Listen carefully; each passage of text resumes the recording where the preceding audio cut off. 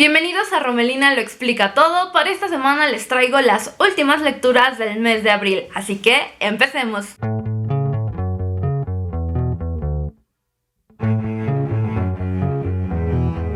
Si vieron mi video anterior, que fue un TBR llamado para limpiar el librero, sabrán que me he estado concentrando en por lo menos leer 2 libros que correspondan a mis propósitos de ese TBR, que son leer un libro que tenga más de 2 años en mi librero y leer otro en inglés para ir sacando todos esos libros que se han ido quedando porque no los escojo. El libro con el que puse en marcha el TBR fue Heidi, que fue el primero que leí este mes, escrito por Johanna Spyri. Y bueno, ¿quién no ha escuchado este nombre? Heidi es uno de esos clásicos infantiles más famosos, a tal grado de que existen un montón de adaptaciones de esta historia. Y de hecho, mi primer acercamiento con esta historia fue ese anime de los 70s. Y sí, ya es muy viejo este anime, pero yo lo vi hasta a mediados de los 90s, cuando lo transmitían en México por el canal 5. Yo tenía más o menos unos 6-7 años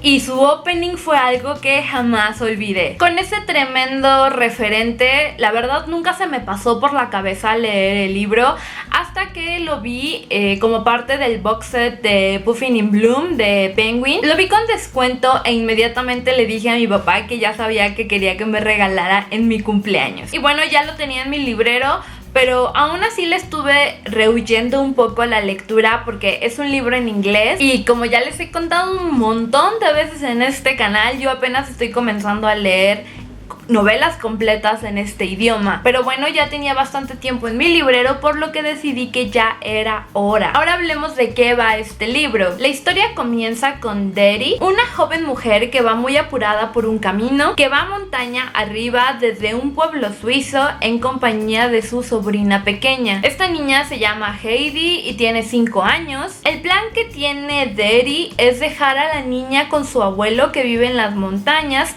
porque ella ya no se puede hacer cargo de la niña, porque ella se ha conseguido un trabajo con una buena familia que vive en Frankfurt, Alemania. Pero a la gente del pueblo no le hace gracia esta decisión porque el abuelo de Heidi es temido por todos y por su mal genio muchos creen que no es adecuado dejarlo a cargo de una niña tan pequeña, y mucho menos por el hecho de que tiene un ermitaño estilo de vida arriba en la montaña, lejos de todo mundo. Aún así, Deri hace oídos sordos porque lo único que a ella le interesa es librarse de Heidi para poderse irse a trabajar. Y aquí empiezan las aventuras de esta pequeña Heidi, rodeada de las naturalezas de los Alpes suizos. A pesar de la sencillez del argumento, el personaje de Heidi es tan entrañable que te llega a conquistar desde el comienzo del libro. Ella se trata de una niña inteligente, muy independiente, pero sobre todo con mucha empatía por todas las personas que conoce. A lo largo de la novela veremos un poco de cómo va creciendo y aprendiendo de la vida, así como a sobrellevar las penas que el destino le tiene preparadas. Y a pesar de que yo no soy una persona religiosa, las lecciones que aprende Heidi acerca de Dios no me parecieron pesadas de leer. Y pensando que es un libro escrito en 1880, hace todo el sentido del mundo que la autora quiera acercar de esta forma a los niños a la fe en Dios. Yo que crecí en escuelas católicas, puedo decir que haber tenido una lectura así de pequeña cuando me estaban enseñando las clases de moral y religión, me hubiera servido más esta lectura para convencerme a ser una niña buena. Pero en general me pareció esta una lectura encantadora y en cierto momento me hizo llorar la inocencia de nuestra protagonista, y eso es difícil de olvidar. Esta edición que yo tengo es muy bonita por el diseño floral que pues realizó una ilustradora llamada Anna Bond. Aparte tiene algunas ilustraciones a lo largo del libro en blanco y negro, pero el detalle que más me gustó del libro fue una parte que viene anexa al final de la novela, donde nos dan algunos datos para aprender más de este libro. tienen que saber que esta edición pues va dirigida a niños. Entonces esto que les voy a contar acerca del anexo y pues mi experiencia como con la lectura, bueno, a lo mejor como adulto a ti no te interesa tanto, a mí sí, me gustó mucho porque de una forma muy sencilla pude acercarme más a esta autora que yo desconocía porque es el primer libro que leo de ella, pero también viene perfecto para que los niños pues tengan como ese análisis literario después de la lectura. Primero trae varios datos acerca de la autora, cómo era ella, en qué forma creció, a qué más se dedicaba y qué le inspiró a escribir el libro. Después trae una pequeña guía de personajes donde nos dice quién es quién en esta novela, pero lo más interesante son unas actividades que vienen al final, donde vienen algunas preguntas que incitan un poco al análisis de lo que acaban de leer. Creo que estos análisis posteriores del libro son muy importantes para los niños. Hablar de lo que les hizo pensar el libro, de lo que les hizo sentir, creando así una retroalimentación que los niños puedan analizar de una forma más extendida para pues que no se queden solamente con la lectura y que digan, ay sí, qué bonita historia, sino que entiendan un poco del porqué del cambio de los personajes, que entiendan cómo se fueron desarrollando, en qué situación estaban, en qué contexto histórico vivían, etcétera, etcétera, etcétera. Pero creo que todo esto da tema para otro video, así que ya no me voy a extender en cuanto a lo del análisis. Por todo esto que les cuento, se me hizo una edición muy completa. La verdad yo no esperaba tanto. Repito, la historia me encantó y creo que fue muy fácil para empezar a leer en inglés. No tuve muchísimo problema, solamente tuve que buscar de vez en cuando algunas palabras, pero es verdaderamente una lectura muy sencilla. Creo que recomendaría este libro para uno de esos momentos en los que simplemente quieres leer algo que te haga feliz, ya que la pureza que irradia este libro es extraordinaria. Gracias a las descripciones tanto de este libro como de Frankenstein de Mary Shelley son las cosas que me hacen alucinar con conocer los Alpes suizos. Y bueno, ya nada más para terminar, también les quiero recomendar la adaptación que está en Netflix,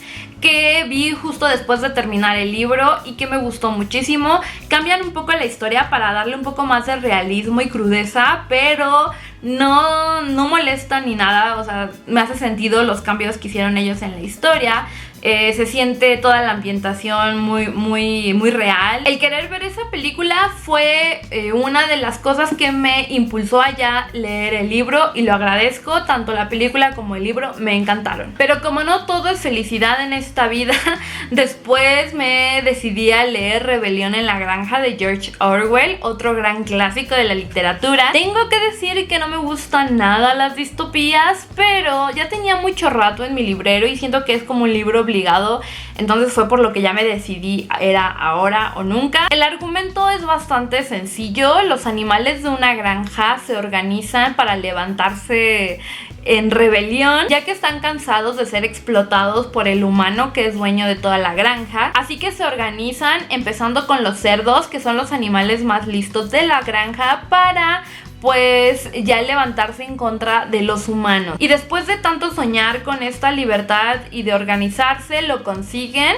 y logran poner en fuga a los humanos, haciéndose así ellos con el control de la granja. Al parecer las cosas van bien, hasta en el momento en que empiezan a surgir ambiciones y rivalidades entre los dos cerdos líderes, desarrollando así todo un caos que termina con una estricta dictadura. Y bueno, los sueños de libertad de estos animales quedarán otra vez truncados. A pesar de ser una fábula, el libro es bastante crudo y de una forma muy sencilla, a través de los animales, nos enseña lo horrible que pueden llegar a ser los humanos. Pero lo más importante, creo yo, de este libro es la sátira social y política que hace directamente a la dictadura de Stalin en Rusia. El libro tiene un prefacio donde el autor nos cuenta cómo su libro sufrió de censura en su país de origen, Inglaterra. Y también aquí él va a criticar la hipocresía de los intelectuales y medios de prensa de su época, que se hacían de la vista gorda ante las atrocidades del régimen de Stalin solamente porque eran sus aliados contra la guerra que estaban peleando con los nazis en tiempos de la Segunda Guerra Mundial. Y es que el libro va al grano y en su argumento se reflejan los acontecimientos que tuvieron lugar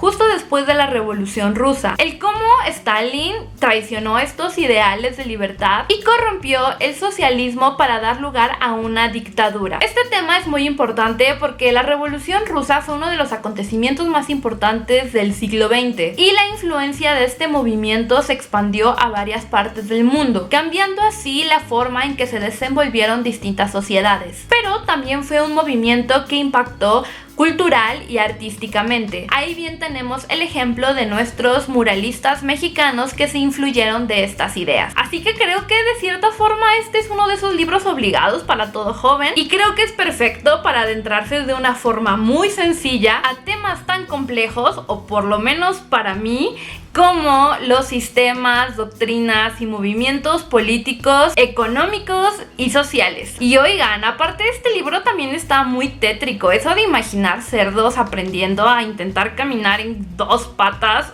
es algo que todavía no logro sacar de mi cabeza. Por ahí vi que también hay algunas adaptaciones animadas que me gustaría ver, pero no he tenido tiempo, así que seguramente en estos próximos días también buscaré alguna que valga la pena. Bueno, este va a ser un libro que como dije, ya sabía que me iba a pasar, me sacó, estos libros a veces me sacan de onda, pero bueno, me obligó a ponerme a investigar más acerca de lo que George Orwell nos quería transmitir a través de esta fábula. Estuvo muy interesante. Y al ser Rebelión en la Granja tan cortita, como que me quedé con ganas de sufrir más, por lo que me puse a leer también Maus,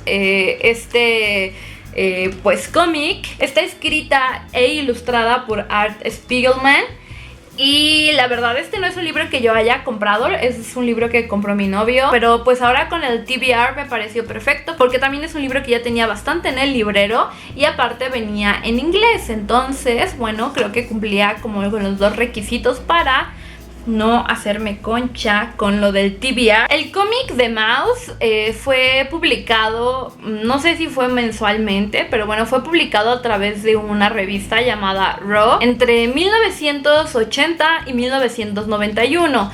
Tiempo después se fueron compilando, bueno, todas estas viñetas, primero en 2 tomos y luego en este otro que son las 2 partes ya juntas. La historia como tal, así sencillamente, es la biografía del padre del autor, de Art Spiegelman. Su padre se llamaba Vladek Spiegelman y él se trata de un sobreviviente de los campos de concentración en Auschwitz. Y aunque yo ya he visto muchas películas que hablan de este tema, la verdad nunca había leído un libro que pues se concentrara en los temas que tengan que ver con el holocausto nazi. Ni siquiera el diario de Ana Frank, aunque ahora ya se ha dicho que en realidad no lo escribió ella, que en realidad lo escribió su papá.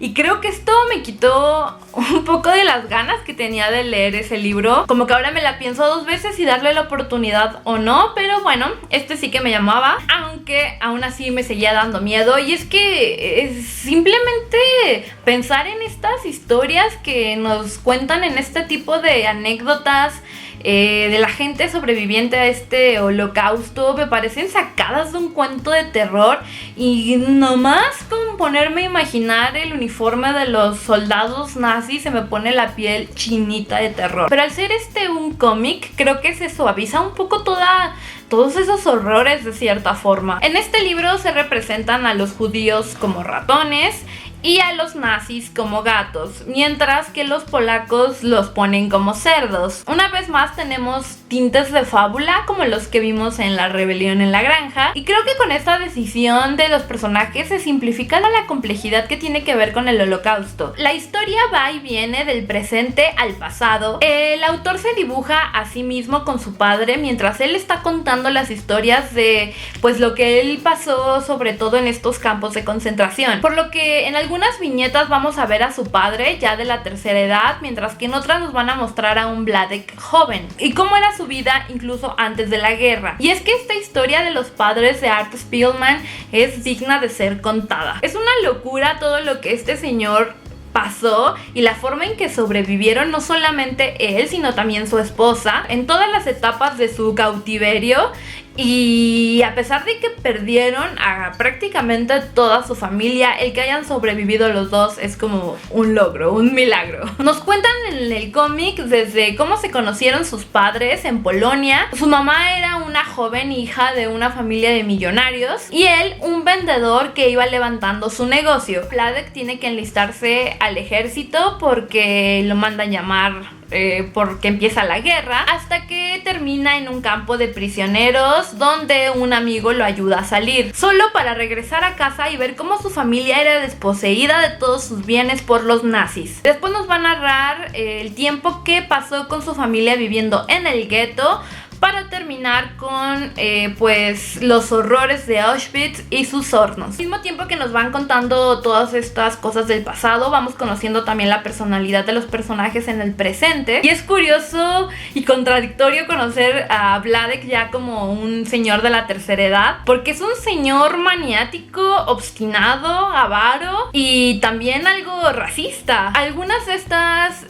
actitudes son un claro legado de pues su trauma de tener que vivir todas estas experiencias con los nazis, pero otras tal vez son la respuesta del cómo fue que sobrevivió a todos estos horrores, ya que su manía fue lo que lo sacó adelante para poder sobrevivir, pero al mismo tiempo lo dejó marcado de por vida. Es muy interesante este personaje, y más porque sabes que se trata de una persona real, y también la relación que tiene con su hijo, el autor, que no tienen el uno con el otro nada que ver. Lo único que comparten es la pérdida de la persona que más querían. El autor nos deja conocer con todo esto en sus viñetas emociones muy personales, así como el difícil camino que fue para él dibujar este cómic, y también la culpabilidad de haber tenido la oportunidad de poder vivir una vida muchísimo más tranquila en comparación a la de sus padres. Incluso tiene una sesión con su terapeuta cuando él se empieza a sentir muy abrumado con el éxito de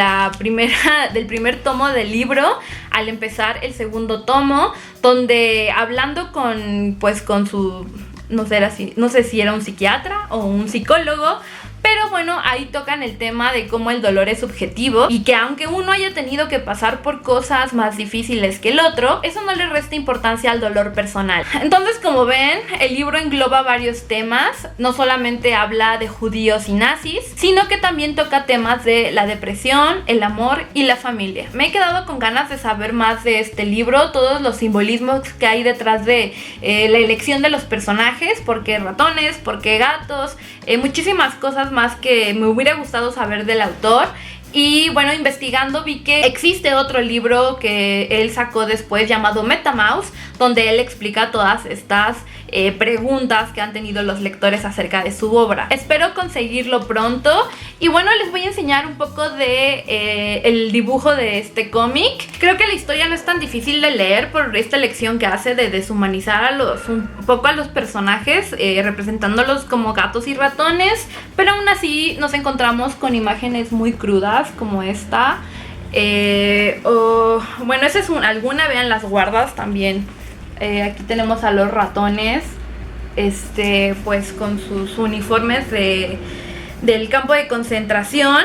Pero tiene de todo este cómic. Tiene momentos, les digo, como personales, cuando se pone a hablar de su familia cuando eran jóvenes y nos ponen como fotos de sus padres cuando se casaron, cuando se conocieron, todo lo que vivieron en el gueto. Y bueno, tenemos también ahí algunas otras ilustraciones que nos dan un poco de contexto de los lugares donde, pues de donde nos hablan de Polonia, porque por lo menos yo no sé muy bien pues de las ubicaciones de estos lugares. Entonces aquí nos ponen un mapa con dónde estaba el campo de concentración 1, el campo de concentración 2, donde uno estaba Vladek y en el segundo su esposa. Y bueno, acá en contraste nos ponen un mapa de Nueva York también, porque es el lugar en donde terminaron viviendo pues esta familia que escapó al horror nazi. Acá tenemos otra con un gato nazi, igual ahí cuidando pues las afueras del campo de prisioneros. Pero sí tenemos algunas imágenes muy crudas. El personaje principal se pone a hablar de pues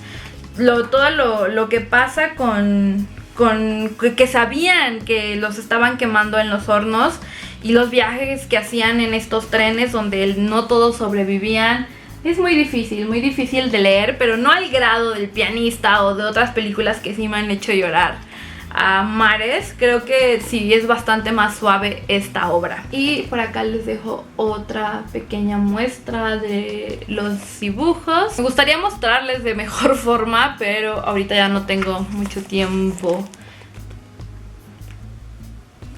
Y bueno, las guardas están... Es una edición muy bonita porque yo le quité esto para poderlo leer, y por afuera es como muy sencillo, así como con papel de estraza, el logo. Y acá por esta parte de atrás viene también un mapa de Polonia. Y aquí tenemos a Wladek contando su historia junto al autor, su hijo, mientras recopilaba toda esta información.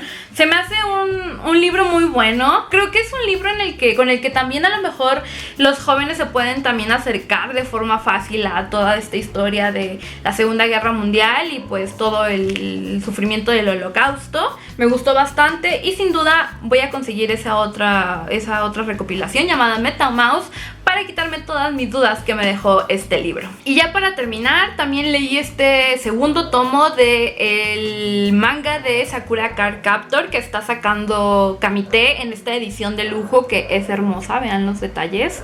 Yo estoy encantada con este manga. Y vean, les voy a enseñar un poco por adentro, nada más para mostrarles un poco de lo que nos tienen preparado para este tomo. Vean, me encanta Tomoyo. Y como ya ven, creo que es de una muy buena calidad. Muchas gracias, Kamite, por traernos este hermoso manga. Son 9 tomos, pero hasta ahorita solamente se ha publicado hasta el segundo.